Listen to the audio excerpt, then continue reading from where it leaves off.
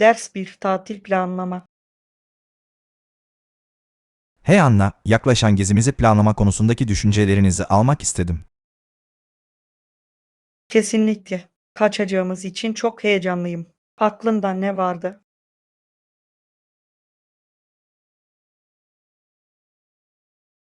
İşleri oldukça sade ve rahat tutabileceğimizi düşünüyordum.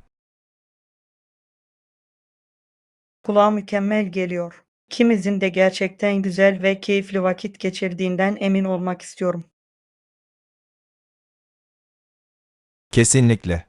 Bize fazla rezervasyon yaptırmak veya programı çok sıkışık hale getirmek istemiyorum. İyi görüş. Bu bizim için aceleye gelmemek, gevşemek ve yeniden şarj olmak için bir şans olmalı. Kesinlikle. Belki bazı planlı aktivitelerin bir karışımını yapabilir ve aynı zamanda spontanlığa yer bırakabiliriz. Bu fikri seviyorum. Dengeli bir seyahat programına sahip olmak, bunalmış hissetmeden önemli noktalara ulaşmamızı sağlayacaktır. Kesinlikle. Yerel kültürü ve atmosferi özümsemek için bolca zamanımız olduğundan emin olmak istiyorum. Bu harika bir nokta. Kendimizi varış noktasına kaptırmak seyahat etmenin eğlencesinin yarısıdır. Daha fazla anlaşamadım. Sadece yüzeysel olarak değil, mekanı gerçekten deneyimlememizi istiyorum. Fantastik. Detayları planlama konusundaki kararınıza güveniyorum. Gerçekten rahatlatıcı bir yolculuk olduğundan emin olmak istiyorum. Anladın. Benim asıl amacım yenilenmiş ve yenilenmiş olarak geri dönmemiz. Mükemmel. Eminim ki bir araya getirdiğiniz her şey harika olacaktır. Bekleyemiyorum. Harika, aramıza katılmana sevindim. Bu harika bir kaçış olacak, bunu biliyorum. Bundan hiç şüphem yok. Planlamanız ve ekip çalışmamız sayesinde bu unutulmaz bir gezi olacak. Kesinlikle. Bana katkılarınızı sağladığınız için de teşekkür ederim. Harika olacak.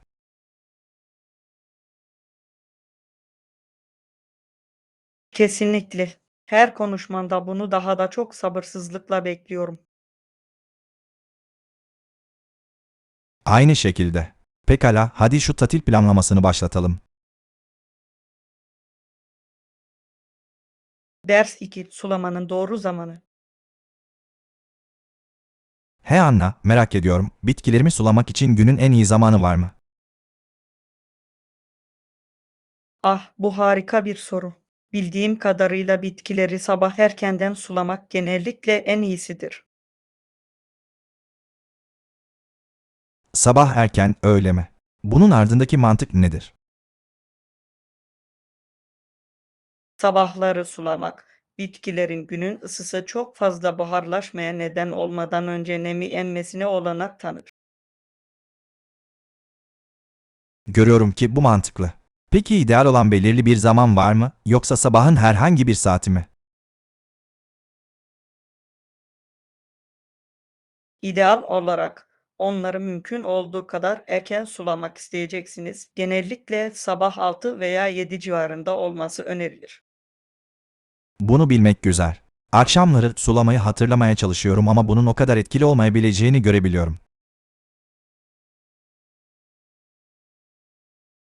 Kesinlikle.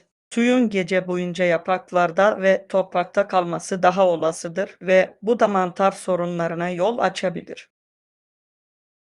Ah, bunu fark etmemiştim. Bahşiş için teşekkürler. Kesinlikle sulama programımı ayarlamaya başlayacağım.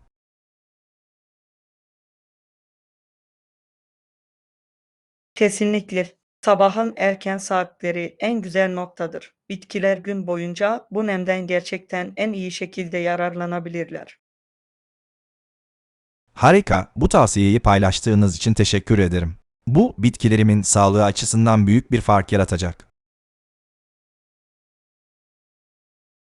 Memnuniyetle yardım ettim. Bahçecilikle ilgili başka sorularınız olursa bana bildirin. Yapacak. Tekrar teşekkürler Anna. Bu gerçekten faydalı bir bilgiydi.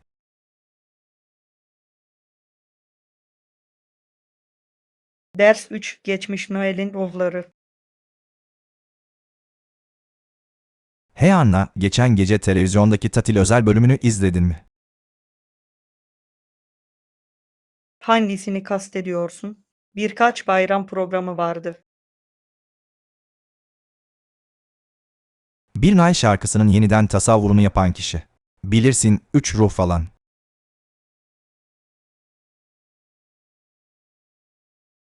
Ah evet, bunu gördüm. Klasik Dickens hikayesine bakış açıları hakkında ne düşünüyorsunuz? Gerçekten ilginçti. Orijinaline sadık kalarak modern unsurları nasıl birleştirdiklerini çok beğendim.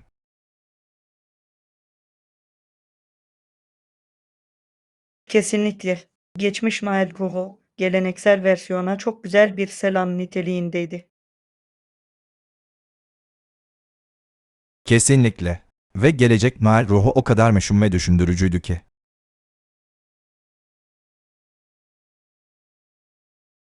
Kabul ediyorum. Schrödinger gösterdikleri gelecek vizyonu oldukça ciddiydi. Bu gerçekten mesajı eve götürdü. Kesinlikle. Tüm prodüksiyonda favori bir ruhunuz veya anınız var mı? Hemen sanırım Noel hediyesi ruhu benim favorimdi. Tatil sezonunun neşesini ve topluluğunu vurgulama şekilleri çok iç açıcıydı. Ah evet, oyunların ve kahkahaların olduğu Noel partisi sahnesi gerçekten çok iyi çekilmişti. Kesinlikle. Noel'in neyle ilgili olduğunun özünü yansıtıyordu. Bir araya gelme, gelenekler ve neşe yayma. Kesinlikle.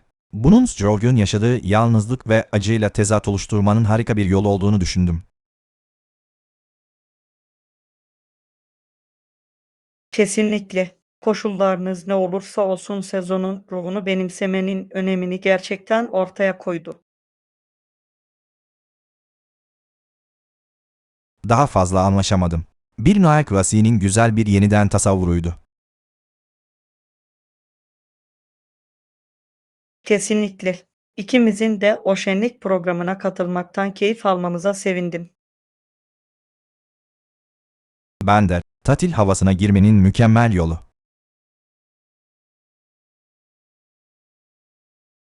Ders 4: Her yerde karışıklık.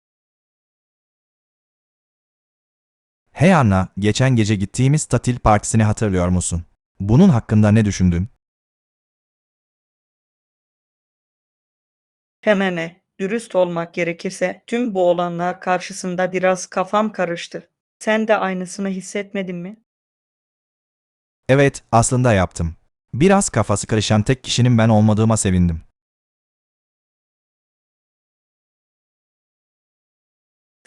Organizatörlerin de olup bitenler konusunda kararsız olduğu görülüyordu. Kesinlikle. Oyunlar ve aktiviteler aslında uyumlu bir şekilde akıyor gibi görünmüyordu.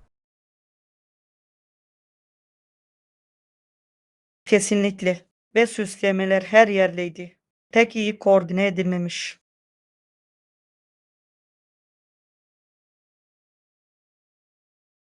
Şaka değil. Personelin de misafirler kadar kaybolmuş göründüğünü fark ettiniz mi? Evet, birbirlerine ne yapmaları gerektiğini sorup duruyorlardı. Bir çeşit karışıklıktı. Kesinlikle. Çok yazık çünkü tatil ruhu vardı ama uygulama başarısızlıkla sonuçlandı.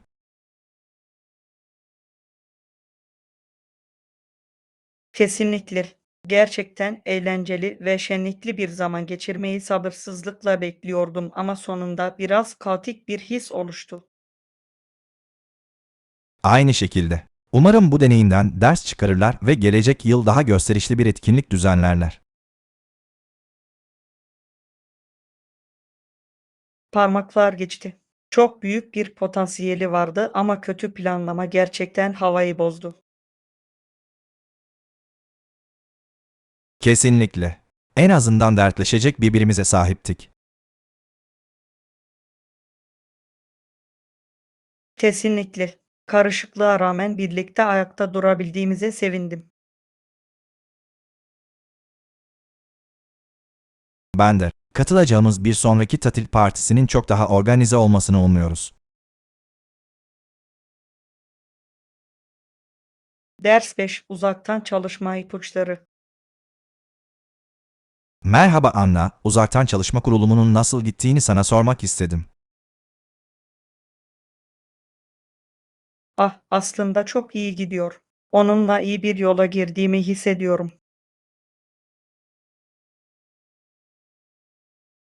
Bunu duymak harika. Geçişin ilk başta biraz zor olabileceğini biliyorum. Haklısın, biraz ayarlama yapılması gerekti. Ancak büyük fark yaratan birkaç strateji buldum. Örneğin, sizin için neyin iyi çalıştığını duymak isterim.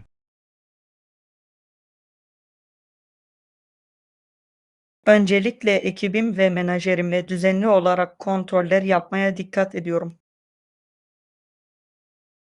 Ah, bu akıllıca bir hareket. Bu iletişimi sürdürmek çok önemli.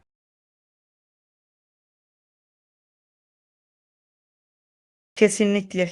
Ayrıca bağlantıda kalmak ve işbirlikçi kalmak için teknolojiden yararlanmayı da öğrendim. İyi bir nokta.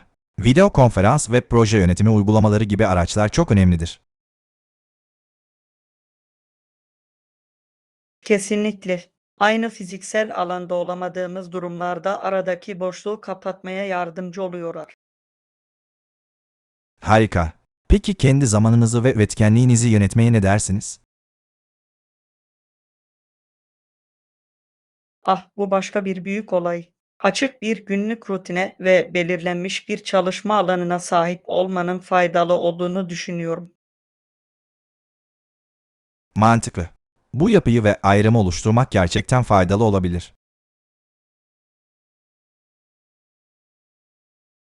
Kesinlikle.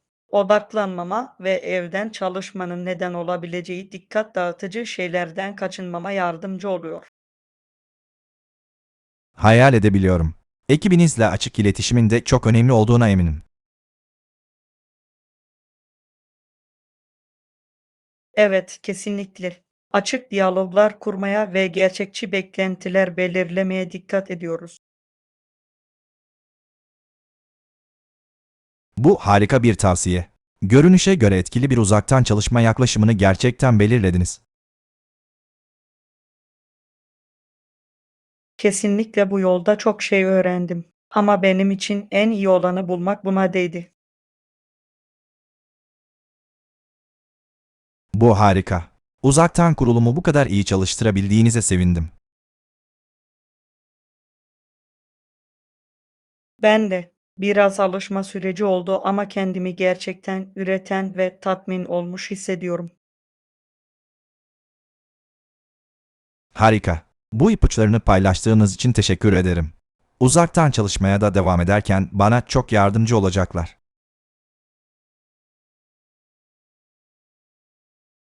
Ders 6: Vaka taşımacılığı.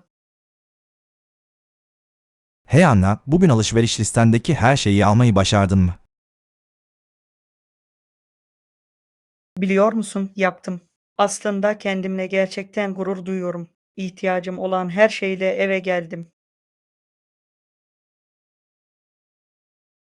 Bunu duymak harika. Sonunda ne buldun? Taze meyve ve sebze stokladım. Elma, brokoli, ıspanak ve dolmalık biber gibi şeyler. Harika. Bunlar harika sağlıklı yiyeceklere benziyor. Başka bir şey. Evet, ayrıca biraz tam tahıllı ekmek, yumurta ve kilerden birkaç temel malzeme daha aldım. Harika, bu gerçekten çok yönlü bir alışverişi. Bununla her türlü lezzetli yemeği yapabileceğinize eminim. Plan bu.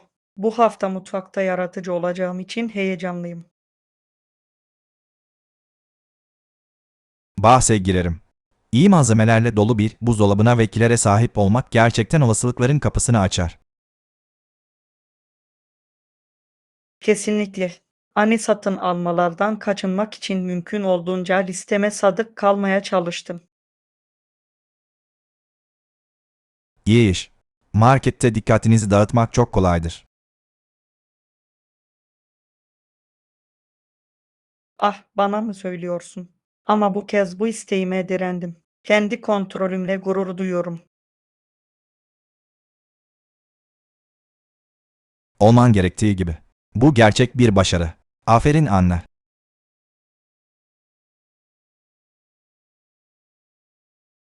Teşekkür ederim. Lezzetli ve sağlıklı yemeklere hazır. İyi stoklanmış bir mutfağa sahip olmak iyi bir duygu. Eminim öyledir. Tüm taze ürünlerinizin ve sağlıklı malzemelerinizin tadını çıkarın. Ders 7. Williamsburg'u dekorasyon. Hey Anna, Williamsburg'daki Noel dekorasyonlarının ardındaki tarihi biliyor muydun? Hayır, buna aşina olduğumu sanmıyorum. Oradaki hikaye nedir? 20. yüzyılda Williamsburg Kilisesi'nin papazı olan Dr. Godwin adında bir papazın aklına sömürge dönemi Noel geleneklerini yeniden canlandırma fikri geldi. Ah, anlıyorum. Bu yüzden o dönemin tarihi dekorasyonlarını ve geleneklerini geri getirmek istedi. Kesinlikle. Sömürge dönemi Noel'in özgün hissini koruma konusunda tutkuluydu.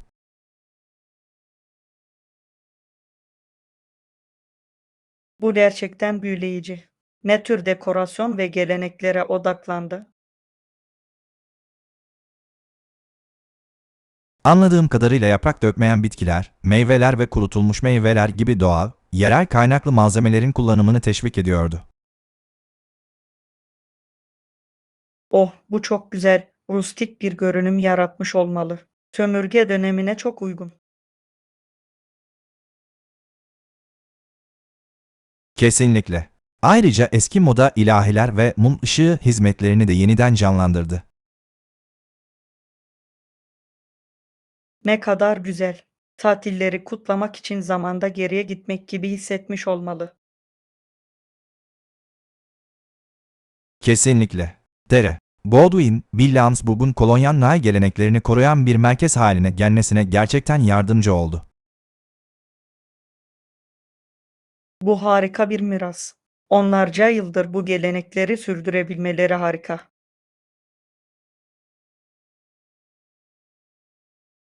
Kesinlikle. Tatil sezonunu deneyimlemenin eşsiz ve büyüleyici bir yolu.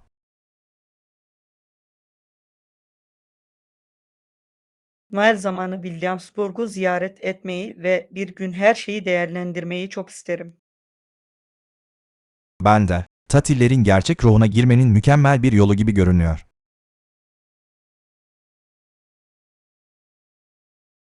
Ders 8. Gelecek vaat eden bir ortaklık. Hey Anna, senden bir fikir yürütmek istedim. Şirketlerimizin birlikte çalışmanın fayda sağlayacağını düşünüyor musunuz? Bu ilginç bir teklif. Aklında ne vardı? Ürün ve hizmetlerimizin birbirini çok iyi tamamlayabileceğini düşünüyordum. Tamam, ilgimi çekti. Sizce nasıl bir işbirliği yapabiliriz?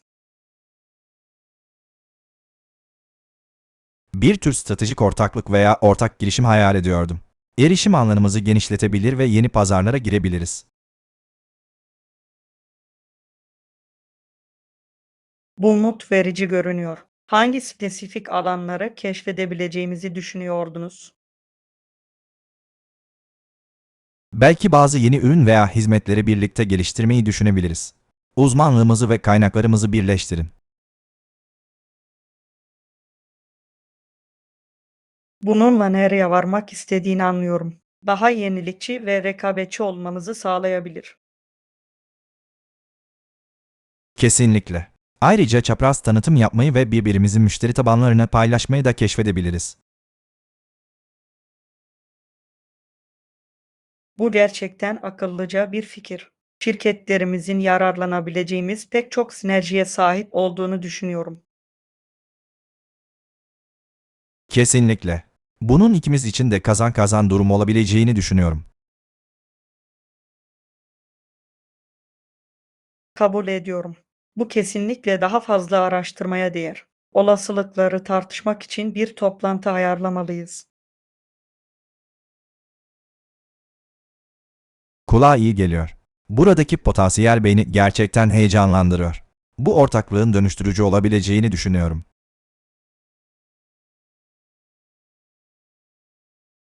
Ben de bu konuyu gündeme getirmenize sevindim. Bu elimizden kaçmasına izin vermememiz gereken bir fırsat. Kesinlikle. Bu konuda birlikte çalışmayı sabırsızlıkla bekliyorum Anna. Ders 9. Yeni bir başlangıç. Selam Anna, nasıl gidiyor? Biraz üzgün görünüyorsun. Biliyor musun, son zamanlarda biraz bunalmış hissediyorum. Ama yeni bir başlangıca hazır olduğumu düşünüyorum. Bunu duyduğuma üzüldüm. Seni üzen şey ne? Ah, her zamanki gibi iş stresi, kişisel sorunlar, bu tür şeyler. Ama işleri tersine çevirmeye kararlıyım. Anlıyorum. Ne derler bilirsin, hayat sana limon verdiğinde limonata yap, değil mi?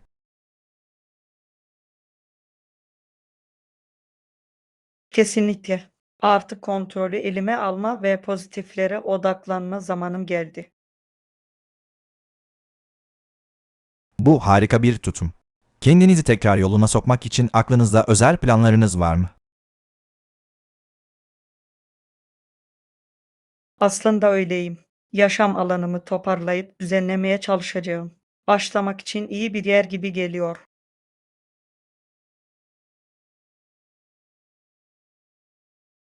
Ah, eski temiz ev, temiz zihin yaklaşımı. Beğendim. Kesinlikle. Fiziksel dağınıklığı gidermenin zihinsel alanımı da temizlememe yardımcı olacağını düşünüyorum. Kesinlikle. Ve ne derler bilirsin, yeni bir başlangıç genellikle temiz bir sayfa açmakla başlar. Daha fazla anlaşamadım. Bu yeni bölümü gerçekten sabırsızlıkla bekliyorum Joe. Ben söyleyebilirim. Sıfırlama düğmesine basmak gibi değil mi? Kesinlikle. Bunu düşündükçe kendimi enerji dolu hissediyorum. Harika olacak.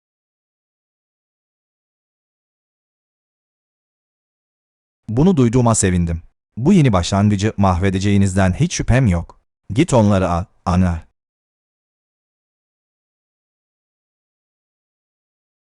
Ders 10. Barışçıl çözümler.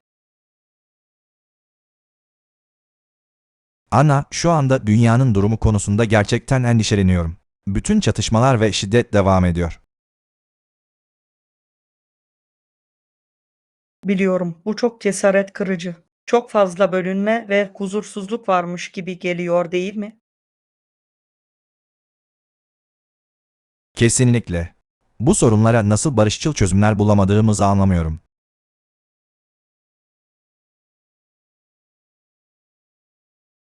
Haklısın. İnsanlara adaletsizliklere çözüm bulmaları için yapıcı bir yol sunamadığımız sürece şiddet döngüsü devam edecek. Kesinlikle. Diyaloğu, anlayışı ve şiddet içermeyen yaklaşımları teşvik etmeye odaklanmalıyız. Kesinlikle. Güç ve saldırganlığa başvurmak uzun vadede yalnızca daha fazla nefret ve istikrarsızlığı doğurur. Açık olarak, daha adil ve uyumlu bir dünya yaratmak istiyorsak dinlemeye ve uzlaşmaya istekli olmalıyız.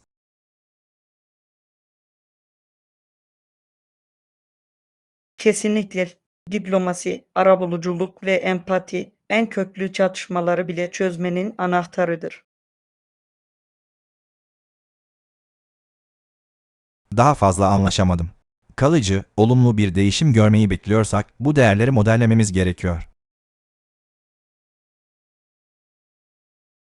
Kesinlikle. Bu aşağı doğru giden çatışma ve misilleme sarmalından kurtulmanın tek yolu bu. Kabul edildi.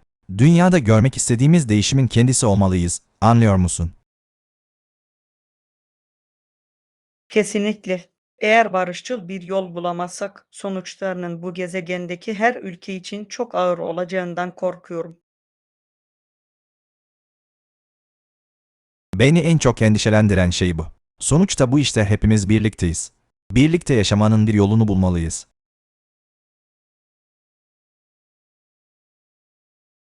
Daha fazla katılamazdım, Joe. Zorluk ne kadar göz korkutucu olursa olsun, şiddet içermeyen çözümler için baskı yapmaya devam etmeliyiz. Kesinlikle. Herkes için daha adil ve uyumlu bir gelecek yaratmanın tek yolu budur. Ders 11. Sabah rutini. Günaydın anne. Şu ana kadar günün nasıl geçiyor? Günaydın Joe. Oldukça güzel bir gündü. Aslında sabah koşumdan yeni döndüm.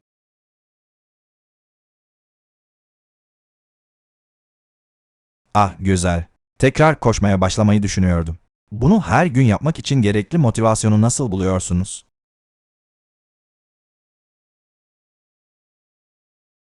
Günün geri kalanında kendimi enerjik ve odaklanmış hissetmeme gerçekten yardımcı oluyor. Ayrıca sabaha başlamanın harika bir yolu. Bu harika. Dürüst olmak gerekirse her zaman tutarlı bir egzersiz rutini sürdürmekte zorlandım. Bu duygunu biliyorum. Bunu alışkanlığa dönüştürmek zor olabilir. Ancak bunu bir kez yaptığınızda her şey çok daha kolay hale gelir. Paylaşabileceğiniz ipuçları var mı? Düzenli bir egzersiz rutinine geri dönmeyi çok isterim. Benim için önemli olan bunu günlük programımın tartışılmaz bir parçası haline getirmekti. Sabahın o saatini kapatıyorum. Ah, anlıyorum. İsteğe bağlı bir şey yerine önemli bir randevu gibi davranmak.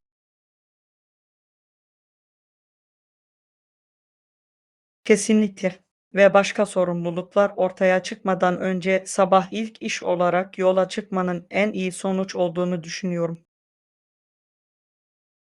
Bu çok mantıklı. Genellikle sabahları rutinlere bağlı kalma konusunda oldukça iyiyimdir. Buyurun, güne egzersizle başlayın. Kendinizi çok başarılı hissedeceksiniz.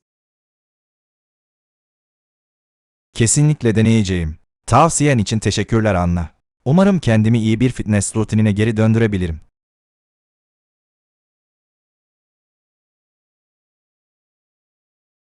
Eminim yapabilirsin, Joe. Kendinize karşı sabırlı olun ve bunu bir öncelik haline getirin. Bunu aldım. Teşvikinizi takdir edin. Denemek için motive olduğumu hissediyorum. Ders 12. Cinsel tacizi önlemek. Hey Anna, cinsel tacizi engellemeyi amaçlayan yeni yasaları duydun mu? Evet, yaptım. Bu kabul edilemez davranışa karşı daha güçlü önlemler almamızın zamanı geldi. Kesinlikle. Bu yeni politikalar insanlara cinsel tacizin yanlış olduğunu öğretmek için tasarlandı. Kesinlikle. Daha güçlü cezalar ve daha kapsamlı eğitim programları hayati önem taşıyor. Kabul edildi. Bu tür davranışlara hoşgörü gösterilmeyeceğine dair net bir mesaj vermeniz gerekiyor. Kesinlikle. Mağdurların öne çıkmasının güçlendirilmesi konusuna daha fazla vurgu yapıldığını görmekten memnuniyet duyuyorum. Bender. Bu sorunun çözümü için güvenli ve destekleyici bir ortam oluşturmak çok önemlidir.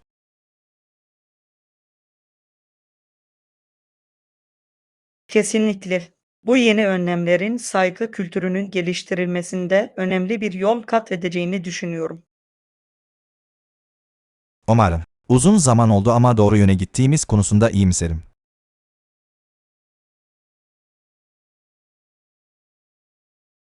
Kesinlikle. Bu önemli bir adım ama daha yapılacak çok iş var.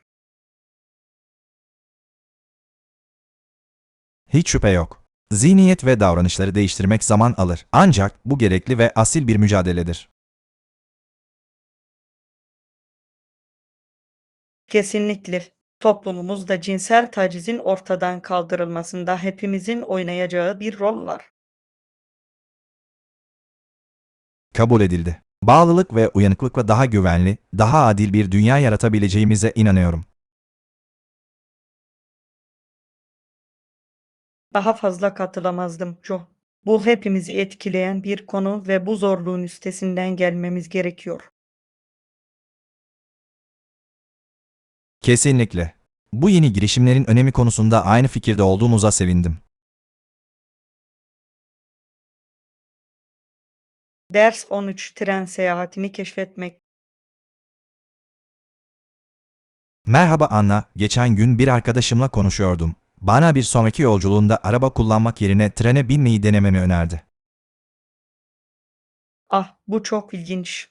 Bir süredir trene binmedim ama keyif aldığımı hatırlıyorum. Arkadaşınızın bunu tavsiye etmesine ne sebep oldu?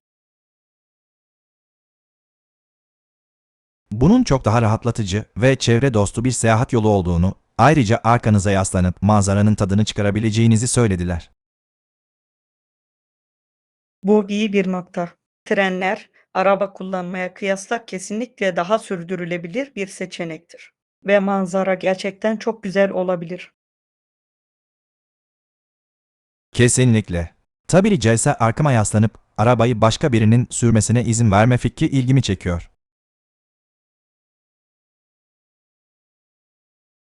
Evet, sürekli yola odaklanmak zorunda kalmanın temposunda hoş bir değişiklik. Aslında zamanı daha verimli kullanabilirsiniz. Kesinlikle. Arkadaşım işimi halledebileceğimi, kitap okuyabileceğimi ya da sadece pencereden dünyayı izleyebileceğimi söyledi. Bu kulağa çok çekici geliyor. Üstelik varış noktanıza ulaştığınızda trafik veya park yeri bulma konusunda endişelenmenize gerek yok. Doğru, bu başka bir büyük artı. Tren yolculuğunun neden denemeye değer olduğunu anlamaya başlıyorum. Bence bunun için gitmelisin. Deneyimlerime göre etrafta dolaşmanın gerçekten keyifli ve rahat bir yolu. Tamam, beni ikna ettin. Bir sonraki yolculuğum için tren yolculuğu rezervasyonu yapmayı düşüneceğim. Teşvik ettiğin için teşekkürler Anna. Ders 14 hava durumu tahmini. Hey Anna, bugünün hava tahminini gördün mü? Evet, yaptım. Havanın çok soğuk olacağını söylemişti, değil mi? Bu doğru. Bütün gün donma noktasının altındaki sıcaklıkları aradılar. Bu çok tuhaf. Şu an dışarısı o kadar soğuk değil. Biliyorum, ben de biraz şüpheciydim. Hava durumu raporları her zaman doğru sonucu vermiyor.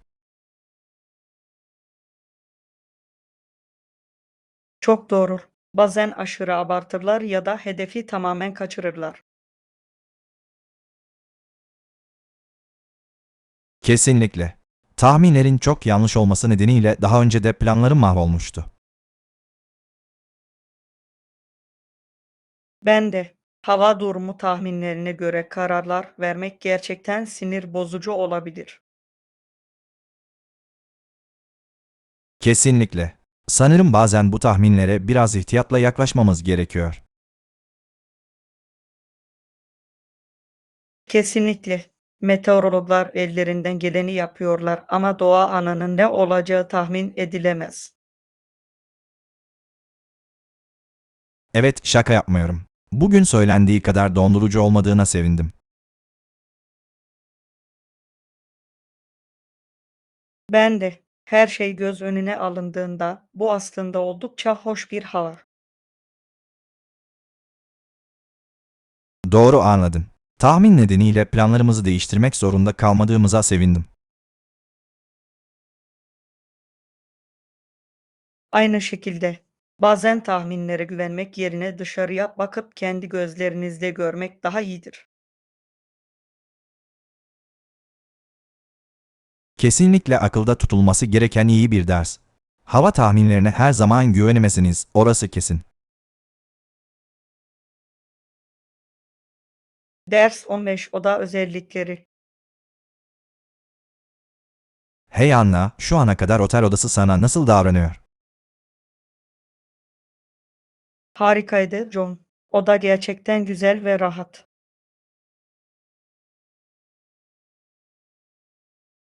Harika, bunu duyduğuma sevindim. Ne tür olanaklara sahiptir? Başlangıç olarak kıyafetlerimi asabileceğim yeterli büyüklükte bir dolap var. Bu uygun. Biraz depolama alanına sahip olmak her zaman iyidir. Kesinlikle. Ve banyo gerçekten temiz ve modern. Güzel banyo malzemeleri sağlanıyor. Güzel, evden uzaktayken bu önemli. Peki odanın geri kalanı?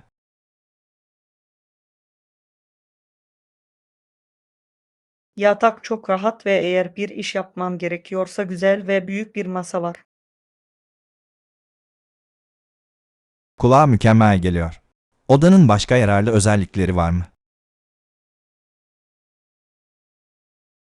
Evet, bazı atıştırmalıkları ve içecekleri elinizin altında tutmak için harika bir mini buzdolabı var. Ah, bu çok kullanışlı. Ve sanırım eğlence için bir televizyon da var. Kesinlikle. Wi-Fi bağlantısının gerçekten hızlı olması benim için çok önemli. Harika, neredeyse her şeyi düşünmüşler gibi görünüyor. Evet, genel düzenden gerçekten etkilendim. İhtiyacım olan her şeye ve daha fazlasına sahip. Mükemmel, konaklamanızdan keyif almanıza sevindim. Oldukça iyi donanımlı bir odaya benziyor. Kesinlikle. İş seyahatimi çok daha konforlu ve rahat hale getiriyor. Bunu duymak harika. Bazen küçük şeyler büyük fark yaratabilir. Kesinlikle. Bu otel şu ana kadar kesinlikle beklentilerimi aştı. Harika, bunu duyduğuma çok sevindim. Konaklamanın geri kalanının tadını çıkar. Anna.